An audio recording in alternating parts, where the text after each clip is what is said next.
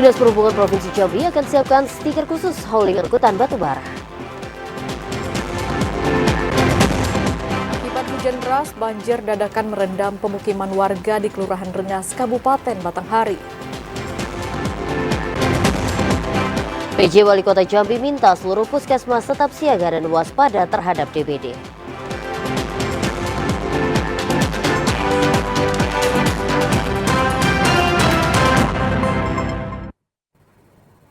Assalamualaikum warahmatullahi wabarakatuh. Terima kasih pemirsa Anda masih setia menyaksikan Jambi hari ini, edisi Jumat 10 Mei 2024. Ya, selain 3 topik utama tadi, tim redaksi kami juga telah menyiapkan sejumlah informasi penting dan menarik lainnya untuk Anda. Bersama saya, Septinita.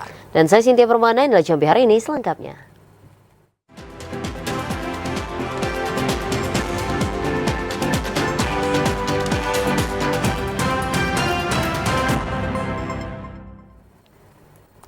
Saudara, kita awali Jambi hari ini dengan informasi Dinas Perhubungan Provinsi Jambi akan menetapkan stiker khusus hauling angkutan batubara. Stiker tersebut untuk membatasi jumlah angkutan yang lewat di jalur darat. Pasca dibukanya hauling angkutan batubara lewat jalur darat, Dinas Perhubungan Provinsi Jambi bakal membuat stiker khusus untuk angkutan batubara. Nantinya angkutan batubara tanpa stiker dilarang beroperasi melewati jalur darat. Dinas Perhubungan Provinsi Jambi juga menggandeng Asosiasi Balai Pertemuan Tanjung Bara BPTB Provinsi Jambi untuk mendata jumlah angkutan. Pendataan tidak hanya mobil milik perusahaan, akan tetapi juga milik masyarakat. Kabid Angkutan Darat dan Perkeretaapian Dinas Perhubungan Provinsi Jambi Wing Gunariadi mengatakan, jika terdapat sopir yang nakal tanpa stiker dan membuat kemacetan, pihaknya tidak segan-segan untuk menutup kembali angkutan batubara. Pasalnya, hal tersebut dapat mengganggu kenyamanan pengguna jalan lain. Kita siapkan stiker bersama-sama PPTB nanti didata dulu gitu, didata dulu oleh mereka. Karena kita sudah punya pendataan juga, dan mereka data kita verifikasi gitu. Maka kita selalu bilang halo-halo kepada PPTB agar mobil masyarakat diakomodir. Meski melewati jalur darat, pemerintah Provinsi Jambi juga tetap fokus pada angkutan batubara lewat jalur sungai, sehingga kemacetan panjang dapat diminimalisasi dengan baik. Joko, TVRI Jambi melaporkan.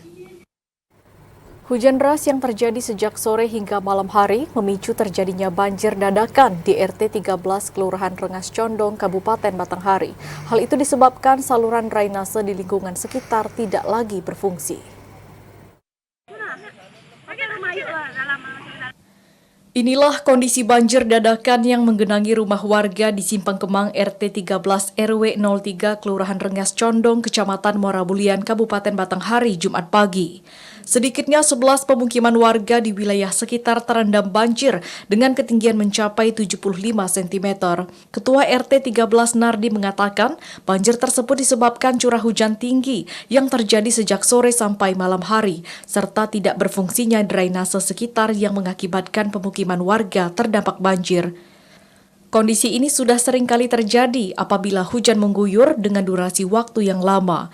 Meski dalam kondisi rumah terendam, warga tetap memilih bertahan di rumahnya sambil menunggu genangan banjir surut. Udah masuk yang ketiga ini, Pak. Udah yang ketiga. Yang ketiga banjir ini dari curah hujan yang tinggi. Pembuangan dari saluran pembuangan air itu posisinya sementara tersumbat atau ditimbun oleh warga yang buat rumah di situ. Pihak RT setempat telah lama melaporkan kejadian tersebut kepada pemerintah daerah untuk dapat dilakukan penanganan terhadap drainase yang tersumbat. Namun sayangnya sampai saat ini belum ada tindakan dari OPD terkait. Adi Juniawan, TVRI Jambi melaporkan.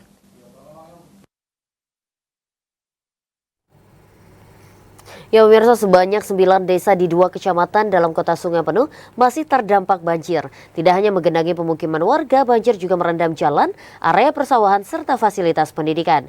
Informasi selengkapnya akan dilaporkan langsung oleh kontributor Fahlan Diandra. Halo, selamat sore Fahlan. Ya, Fahlan, bagaimana kondisi banjir saat ini serta apa solusi dari pihak terkait untuk mengatasi banjir yang terjadi di kota Sungai Penuh? Silakan. Ya, Fahlan. Dapat kami dengar suara kami? Ya Fahlan, sepertinya Fahlan belum Siap, Kak. Baik. Siap. Baik Fahlan, bagaimana kondisi banjir saat ini serta apa solusi dari pihak terkait untuk mengatasi banjir yang terjadi di Kota Sungai Penuh? Silakan. Ya baik, terima kasih Cynthia. Dapat saya jelaskan, tingginya intensitas hujan yang terjadi di Kota Sungai Penuh menyebabkan 9 desa dari 2 kecamatan Kota Sungai Penuh mengalami musibah banjir. Menurut informasi yang disampaikan oleh warga, banjir yang terjadi pada tahun 2024 ini merupakan banjir yang kedua kalinya pasca banjir pada awal tahun lalu. Tidak hanya membanjiri pemukiman warga, banjir juga membanjiri sarana fasilitas sekolah. Salah satu di SMAN Negeri 5 Desa Paling Serumpun. Selain itu, ratusan hektar area persawahan warga di Kecamatan Hamparan Rawang dan juga Kecamatan Tanah Kampung terancam gagal panen. Selain itu, banjir juga membanjiri akses jalur lalu lintas Kota Sungai Penuh dari arah Cangkin menuju ke Desa Gedang. Hingga saat ini, ketinggian air mencapai 50 cm hingga 60 cm atau setinggi lutut orang dewasa. Menurut informasi yang disampaikan oleh Kecamatan Tanah Kampung, banjir berasal dari air yang Sungai Batang Merau yang mana air tersebut merembes ke pemukiman warga. Demikian Cynthia. Lalu untuk warga yang terdampak banjir seperti apa kondisinya dan apa yang mereka lakukan? Untuk solusi pengenangan banjir dari pemerintah Kota Sungai Penuh melalui Badan Pembangunan dan Perencanaan Daerah akan diadakan kegiatan kerjasama antara pemerintah Kabupaten Kerinci, Kementerian PUPR, Kementerian LHK dan Balai Wilayah Sungai Sumatera 6 yang akan dibangun kolam retensi, konservasi alam serta normalisasi sungai. Lalu apakah warga yang terdampak banjir masih menempati rumah mereka atau berada di pengungsian, Fahlan? Ya baik, terima kasih Setia. Sebagian dari warga ada yang mengungsi ke rumah kerabat mereka yang tidak terkena dampak banjir. Namun ada sebagian warga yang rumahnya 2 tingkat, mereka masih menempati rumah mereka. Baiklah, terima kasih Fahlan atas laporan Anda. Selamat bertugas kembali. Beralih ke informasi lainnya, saudara, hujan deras yang terjadi beberapa hari terakhir ini membuat debit air Sungai Batanghari meningkat drastis. Warga yang bermukim di sekitar bantaran sungai diimbau selalu waspada dengan ancaman bencana hidrometeorologi. Kondisi cuaca tidak menentu masih terus terjadi. Bahkan dalam beberapa hari terakhir, curah hujan deras melanda sejumlah daerah di Provinsi Jambi, khususnya Kabupaten Batanghari. Akibatnya air Sungai Batanghari kembali meluap. Berdasarkan alat pengukur ketinggian air atau APK, ketinggian air mencapai 211 cm. Danro Reguce Badan Penanggulangan Bencana Daerah Batanghari Juanda mengatakan, jika dihitung dari 2 hari terakhir, terjadi peningkatan air sungai hampir 106 cm, sehingga hal ini perlu diwaspadai, mengingat curah hujan yang diprediksi masih akan terus terjadi. Warga yang bermukim di pinggiran Sungai Batanghari diimbau selalu berhati-hati dan diharapkan untuk tidak melakukan aktivitas di aliran sungai yang dapat mengancam keselamatan jiwa. Kalau dalam 2 hari ini itu terjadi peningkatan sekitar 106 cm. Nah, pagi tadi sudah menunjukkan di titik 211 cm. Kalau dalam beberapa hari ini secara pantauan dari ini, itu karena curah hujan yang cukup tinggi gitu. Jadi peningkatan air cukup signifikan. Sejauh ini, upaya pemantauan dan peningkatan kesiapsiagaan bencana akan terus dilakukan pihak BPBD guna mengantisipasi ancaman bencana hidrometeorologi. Ade Juniawan, TVRI Jambi melaporkan. Seluruh puskesmas di Kota Jambi diminta tetap siaga dan waspada terhadap DBD. Intensitas hujan yang masih cukup tinggi dapat membuat genangan air yang menjadi sarang bagi nyamuk berkembang biak. Pemerintah Kota Jambi mulai mewaspadai wabah demam berdarah denggi DBD yang menyerang anak-anak. Pasalnya, suhu yang lembab dan genangan air di musim hujan menjadi tempat atau sarang bagi nyamuk berkembang biak. Dinas Kesehatan dan seluruh puskesmas di Kota Jambi diminta untuk tetap siaga dan waspada.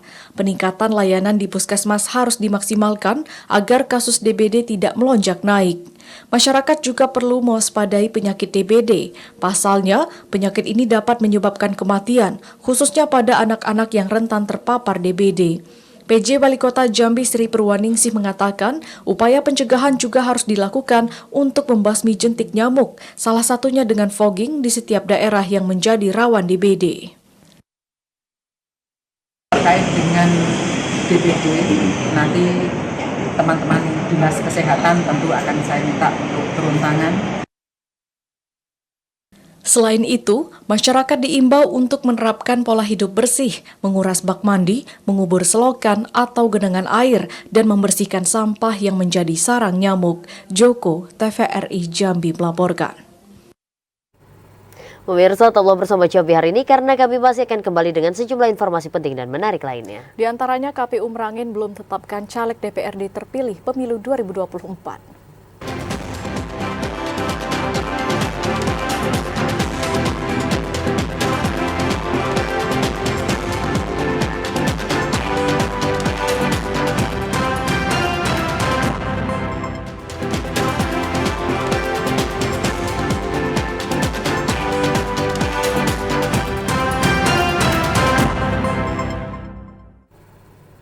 Saudara, Anda masih menyaksikan Jambi hari ini. KPU Muaro Jambi telah menerima konsultasi dari calon perseorangan Pilkada 2024. Konsultasi bersama KPU ini terkait dengan syarat dukungan paslon non-partai pada kontestasi 5 tahunan ini.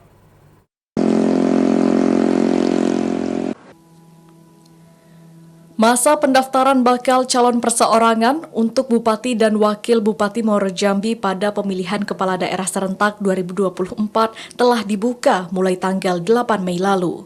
Masa pendaftaran calon independen ini akan berakhir pada 12 Mei mendatang. Hingga saat ini Komisi Pemilihan Umum Muaro Jambi telah menerima satu tim yang berkonsultasi dengan penyelenggara. Ketua KPU Al-Mutakin mengatakan, konsultasi yang dilakukan yakni membahas tentang pendaftaran bagi calon perseorangan pada Salah satu syarat yang harus dilengkapi bagi calon perseorangan yakni harus memiliki dukungan 8,5% atau 26.685 dari daftar pemilih tetap pada pemilu sebelumnya. Puluhan ribu dukungan yang dibuktikan dengan fotokopi KTP elektronik tersebut minimal tersebar di 6 kecamatan di Kabupaten Muaro Jambi. Sejauh ini baru satu orang kemarin itu kalau dia kan dari orang parpol kan, itu dari PKN. Cuman konsultasi terkait syarat dukungan, terus sebaran wilayahnya. Nah, sampai saat ini belum ada yang selain dari itu tadi. Sebelum menyerahkan dokumen kepada KPU, Al-Mutakin kembali mengingatkan kepada pasangan calon perseorangan untuk dapat menyiapkan persyaratan secara teliti. Azam Afnan, TVRI Jambi melaporkan. Memasuki tahapan ketiga penyelenggaraan Pilkada Serentak tahun 2024, Komisi Pemilihan Umum Provinsi Jambi secara resmi telah membuka pendaftaran calon kepala daerah melalui jalur perseorangan atau independen. Memasuki tahapan awal penyelenggaraan pemilihan kepala daerah serentak tahun 2024, Komisi Pemilihan Umum Provinsi Jambi secara resmi telah membuka pendaftaran calon kepala daerah melalui jalur perseorangan atau independen. Tahapan ketiga dalam pelaksanaan pilkada tersebut sudah dilakukan sejak tanggal 5 Mei lalu yang diawali dengan tahapan sosialisasi dan akan ditutup pada 19 Agustus 2024 melalui pemenuhan persyaratan dukungan pasangan calon perseorangan. Komisioner KPU Provinsi Jambi Fahrul Rozi mengatakan, untuk syarat minimal calon perseorangan pada pemilihan gubernur dan wakil gubernur Jambi harus mencapai angka 230.000 dukungan yang dibuktikan dalam bentuk KTP serta surat pernyataan dukungan dari setiap pemilik KTP. Sementara, untuk syarat minimal calon perseorangan pada pemilihan wali kota maupun bupati ditetapkan sebanyak 8,5 hingga 10% tergantung total penduduk di wilayah tersebut. Hingga saat ini, KPU memastikan belum ada calon kepala daerah yang mendapatkan diri melalui jalur perseorangan, walaupun sudah ada yang melakukan konsultasi. syarat calon independen itu kan paling tidak kan dukungan minimal itu yang sudah ditetapkan oleh teman-teman KPU Kabupaten termasuk KPU Provinsi. Kalau KPU Provinsi itu syarat minimal dukungan KTP termasuk surat pernyataan dari yang memberikan dukungan itu minimalnya itu 200 lebih kurang 230.000. Pelaksanaan pemungutan suara Pilkada serentak akan dilakukan pada 27 November 2024. Sementara untuk penghitungan suara dan rekapitulasi hasil penghitungan suara dilakukan sejak tanggal 27 November hingga 16 Desember 2024. Randy Arta, TVRI Jambi melaporkan. Saudara, realisasi aktivasi identitas kependudukan digital atau IKD di Kabupaten Kerinci baru mencapai 5%. Jumlah tersebut belum mencapai target nasional, yakni 50% dari wajib KTP. Capaian aktivasi identitas kependudukan digital atau IKD di Kabupaten Kerinci tahun 2024 belum mencapai target yang telah ditentukan pemerintah pusat. Kepala Dinas Kependudukan dan Pencatatan Sipil Kabupaten Kerinci, Nafridman, mengatakan target aktivasi IKD di Kabupaten Kerinci sesuai dengan target nasional mencapai 50% dari total wajib KTP di Kabupaten Kerinci. Wajib KTP di Kabupaten Kerinci mencapai 198.173 jiwa, sedangkan realisasi aktivasi IKD baru mencapai 5% dari jumlah tersebut. Terdapat beberapa faktor yang mempengaruhi realisasi IKD di Kabupaten Kerinci, seperti banyaknya masyarakat yang belum memiliki ponsel berbasis Android, sehingga menghambat proses penginstalan. IKD kita ditargetkan 50% dari wajib KTP. 50% ya. Sekarang kita baru 5%. Nah, ini yang harus kita kejar 2024 sampai Desember ini. Agak memang terkendala kita. Pertama di jaringan. Yang kedua untuk mengaktifkan kita memang peralatan kita terbatas. Sementara, untuk meningkatkan capaian aktivasi IKD di Kabupaten Kerinci, Disduk Capil terus melakukan pendekatan dan sosialisasi kepada masyarakat tentang kemudahan saat menggunakan IKD. Ilwan, TVRI Jambi melaporkan. Kuota haji tahun 2024 berkurang, 24 jemaah Kabupaten Tebo belum ada kepastian keberangkatan. Informasinya akan kami hadirkan usai jeda pariwara berikut ini. Tetaplah bersama kami di Jambi Hari Ini.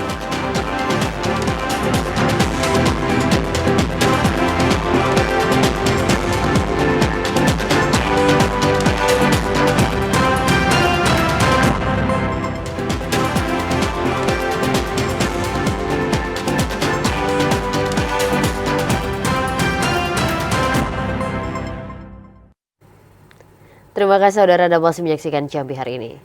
Melalui tema memperkuat kualitas keimanan dan ketakwaan serta membangun ukhuwah Islamiyah, tim penggerak PKK Provinsi Jambi kembali menggelar pengajian rutin bersama masyarakat. Tim penggerak pemberdayaan dan kesejahteraan keluarga Provinsi Jambi kembali menggelar pengajian rutin bersama masyarakat, siswa-siswi SMA dan SMK negeri dari sejumlah sekolah di kota Jambi, termasuk kelompok pengajian dari RT yang berdekatan dengan rumah dinas Gubernur Jambi. Memperkuat kualitas keimanan dan ketakwaan, serta membangun ukhuwah Islamiyah menjadi tema utama dalam pengajian tersebut. Ketua TPPKK yang diwakili Sekretaris TPPKK Provinsi Jambi Sukma mengatakan, pengajian bagi masyarakat yang terus diselenggarakan TPPKK minimal 1 kali dalam sebulan dilakukan untuk memantapkan pemahaman moderasi beragama yang baik. Pesatnya perkembangan zaman di era globalisasi dinilai dapat membawa dampak negatif bagi masyarakat jika tidak disikapi dengan baik. Melalui kegiatan pengajian rutin yang diselenggarakan tim penggerak PKK, masyarakat didorong untuk meningkatkan kualitas diri agar menjadi individu yang baik dengan pemahaman akan agama yang mantap. Hari ini adalah pengajian rutin tim penggerak PKK Provinsi Jambi yang dilaksanakan setiap bulan sekali. Tujuannya adalah untuk meningkatkan ukhuwah Islamiyah bagi tim penggerak PKK bersama dengan masyarakat binaan tim penggerak PKK Provinsi Jambi. Pengajian rutin yang terus digelar TPPKK diharapkan dapat memaksimalkan peningkatan kualitas sumber daya manusia sesuai target kerja pemerintah Provinsi Jambi melalui visi misi Jambi Mantap. Randy Arta, TVRI Jambi melaporkan. Jumlah calon jemaah haji yang sudah melakukan pelunasan sebanyak 218 orang. Namun tahun ini Kabupaten Tebo hanya mendapat kuota keberangkatan sebanyak 194 orang, sehingga 24 jemaah yang sudah melunasi belum ada kepastian keberangkatan. Kementerian Agama Kabupaten Tebo menyampaikan pada tahun 2024 Kabupaten Tebo mendapat kuota haji sebanyak 194 orang jemaah.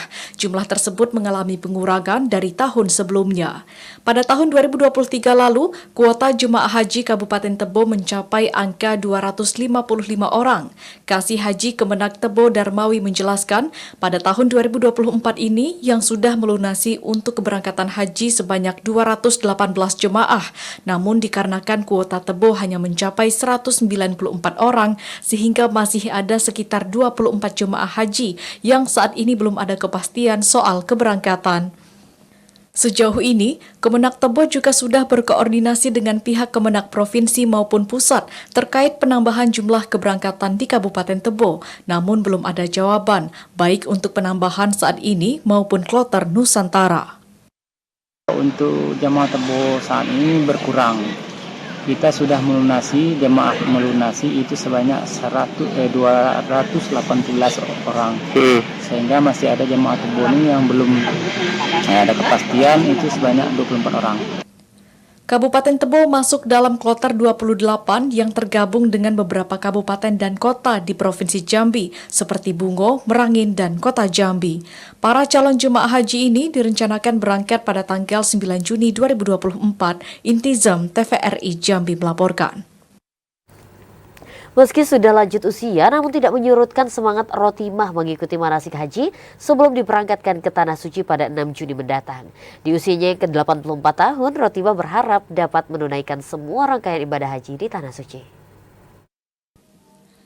Kebahagiaan terpancar dari wajah Rotimah, calon jemaah haji asal Kabupaten Muaro Jambi dengan usia tertua pada keberangkatan musim haji di tahun ini. Salah satu mimpi Rotimah adalah berkunjung ke Baitullah yang insya Allah akan terwujud di musim haji 1445 Hijriah.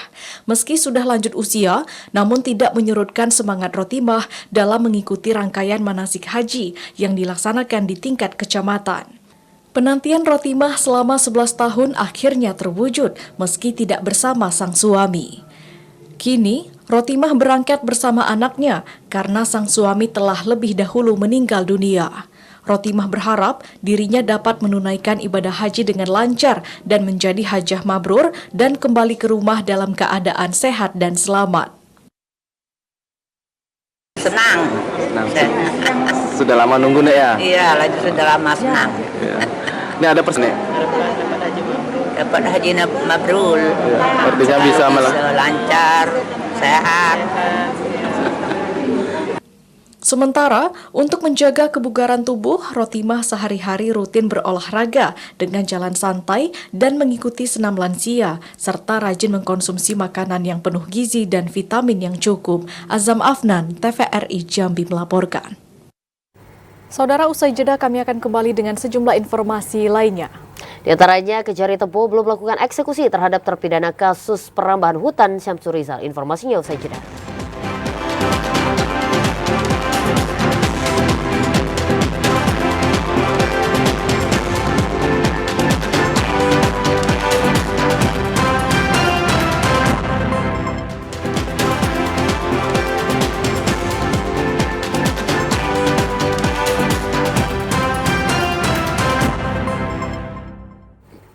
Terima kasih saudara, Anda masih bersama kami di Jambi hari ini.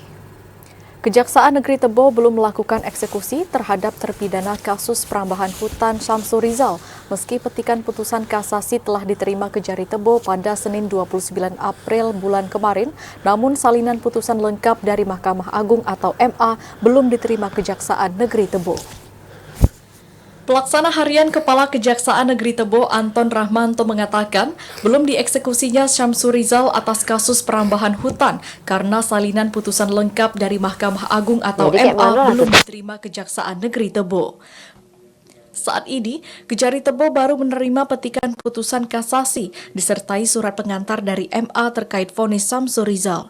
Anton Rahmanto menjelaskan, untuk melakukan eksekusi tidak hanya berbekal petikan putusan, namun ada ketentuan untuk melakukan eksekusi tersebut.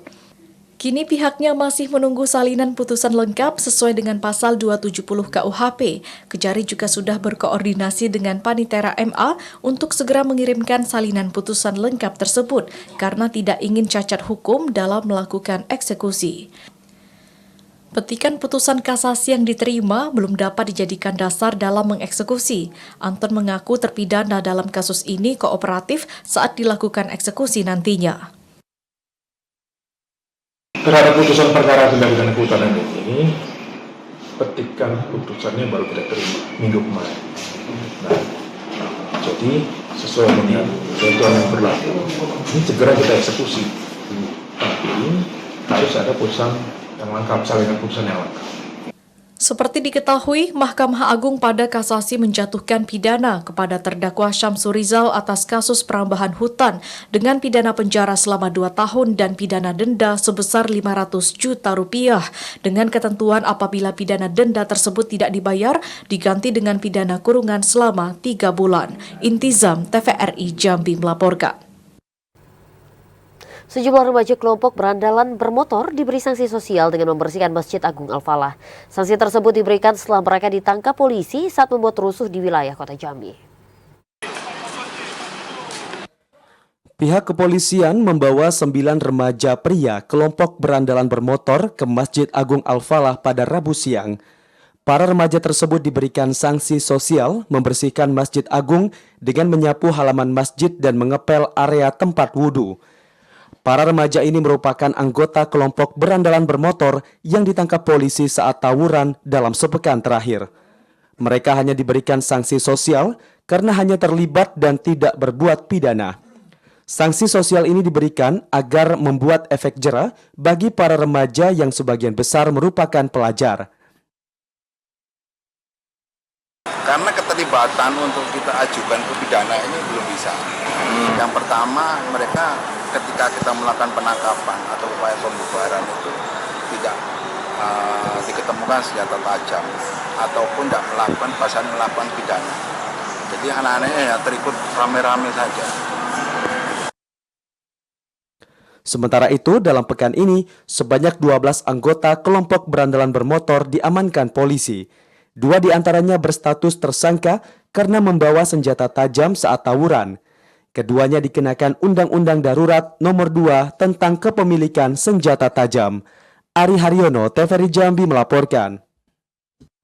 Marak tawuran dan aksi brutal kelompok berandalan bermotor, polisi meminta peran para orang tua untuk mengawasi anaknya. Peran orang tua sangat penting untuk mendukung polisi mengurangi aksi kenakalan remaja tersebut. Akhir-akhir ini, kelompok berandalan bermotor dan aksi kenakalan remaja masih marak di wilayah kota Jambi. Bahkan untuk menghindari pengawasan patroli polisi, mereka beraksi mendekati waktu fajar bahkan pagi hari. Tidak sedikit, aksi mereka memakan korban dan meresahkan masyarakat. Oleh sebab itu, polisi meminta peran aktif orang tua dalam mengawasi anak-anak remajanya. Para orang tua diminta memperhatikan jam malam. Selain itu, orang tua juga dituntut memperhatikan pergaulan anak-anak. Sejauh ini, penyebab aksi geng motor marak terjadi lantaran kurangnya pengawasan orang tua dan akibat anak kasus perceraian. Harapan kami adalah keterlibatan orang tua. Karena rata-rata ini mereka anak-anak di bawah umur semua, 16-15 tahun. Nah, ini peran orang tua sangat penting. Begitu juga dengan lingkungan. Sementara itu, dalam kurun waktu sepekan terakhir, Polresta Jambi sudah mengamankan 12 anak kelompok berandalan bermotor usai tawuran di wilayah kota Jambi. 2 diantaranya dikenakan sanksi pidana karena membawa senjata tajam. Ari Haryono, TVRI Jambi melaporkan. Saudara, informasi tadi sekaligus mengakhiri jumpa kita di Jambi hari ini. Terima kasih atas perhatian dan kebersamaan Anda. Saya Cynthia Permana. Dan saya Septinita bersama kerabat kerja yang bertugas pamit undur diri. Wassalamualaikum warahmatullahi wabarakatuh dan sampai jumpa.